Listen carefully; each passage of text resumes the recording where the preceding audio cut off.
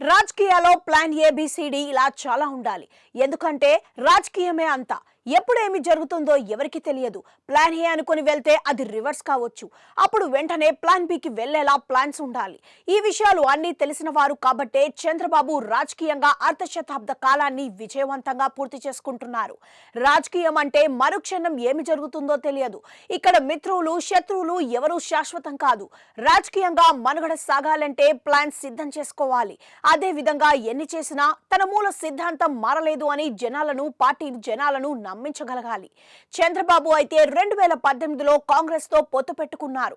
దానికి ఆయన చెప్పిన రీజన్ బీజేపీని ఎదుర్కోవాలంటే అంతా కలవాలని. గతంలో కాంగ్రెస్ సేతా పక్షాలు ఉండేవి. ఇప్పుడు బీజేపీ ఏతర పక్షాల రాజకీయం అవసరమని జనాలకు చెప్పగలిగారు. దాంతో ఏ కాంగ్రెస్ కి అయితే బద్ద వ్యతిరేకంగా ఎన్టీఆర్ టీడీపీని స్థాపించారో ఆ కాంగ్రెస్ తో టీడీపీ చేతులు కలిపినా పెద్దగా ఇబ్బంది అయితే రాలేదు. ఇక 5 ఏళ్ల తిరగకుండానే బాబు మళ్ళీ బీజేపీతో చేతులు కలిపారు. 2024లో అధికారంలోకి వచ్చారు. ఎవరేమి అనుకున్నా ఆయన పట్టించుకోలేదు. కేంద్రంలో బీజేపీ అధికారంలోకి వస్తోంది. ఏపీ బాగుపడాలి అంటే కేంద్ర సాయం ముఖ్యమని ఏపీ జనాలకు ఫుల్ క్లారిటీతో చెప్పగలిగారు. ఇక ఈ బంధం ఎన్నాళ్ళు అంటే ఏమో చెప్పలేరు.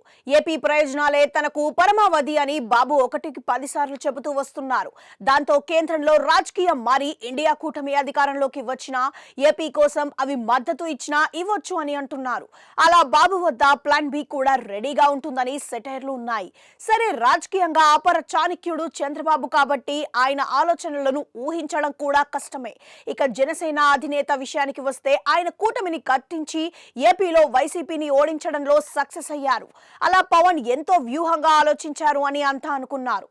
కానీ రాజకీయం ఎప్పుడు అలాగే ఉండదు కదా. బీజేపీ 3వసారి మెజారిటీ రాకున్నా మిత్రుల అండతో అధికారంలోకి వచ్చింది. మరి 2029 ఏమిటి అన్నది కూడా ఉండాలి కదా. అలా అని బీజేపీని దూరం చేసుకోమని కాదు. బీజేపీకి వత్తాసుగా ఉండేలా వీర హిందుత్వాన్ని పుచ్చుకొని జనంలో పెద్ద గొంతుతో వస్తే రేపటి రోజున బొమ్మ తిరగబడితే అప్పుడు పరిస్థితి ఏంటి అన్నది కూడా చూడాలి కదా అంటున్నారు. అఫ్ కోర్స్ పవన్ తిరుపతి సభలో తనకు సనాతన ధర్మం కంటే ఏది ముఖ్యం కాదు అని, ఆఖరకు తన రాజకీయం కూడా అని చెప్పేశారు అనుకోండి. కానీ ఆయన నిర్మించిన జనసేనలో అలాంటి పరిస్థితి ఉందా? పార్టీలో చేరిన వారు చేరబోయేవారు కూడా అలాగే అనుకోరు కదా. వారంతా జనసేన మరింతగా విస్తరించాలని, అధికారంలోకి వచ్చి పవన్ సీఎం కావాలని కూడా భావిస్తారు కదా. ఇక పవన్ ఇంతలా కుండబద్దలు కొట్టేశాక ఎడమ వైపును వస్తే ఇబ్బందే అంటున్నారు. ఆయన రైటిస్ట్ పాలిటిక్స్ ని చాలా క్లియర్ గా ఎంచుకున్నారు అని అంటున్నారు. అయితే టీడీపీ న్యూట్రల్ పాలిటిక్స్ చేస్తోంది. రేపటి రోజున బీజేపీకి ఆదరణ తగ్గితే లౌకిక రాగం కూడా అందుకోవడానికి సిద్ధంగా ఉందని అంటున్నారు.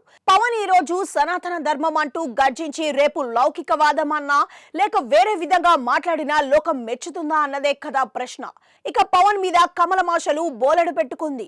ఏపీతో పాటు దక్షిణాదికి ఆయననే ముందు పెట్టి తాంజ్ రాజకీయ గోదారి ఈదాలని అనుకుంటోంది.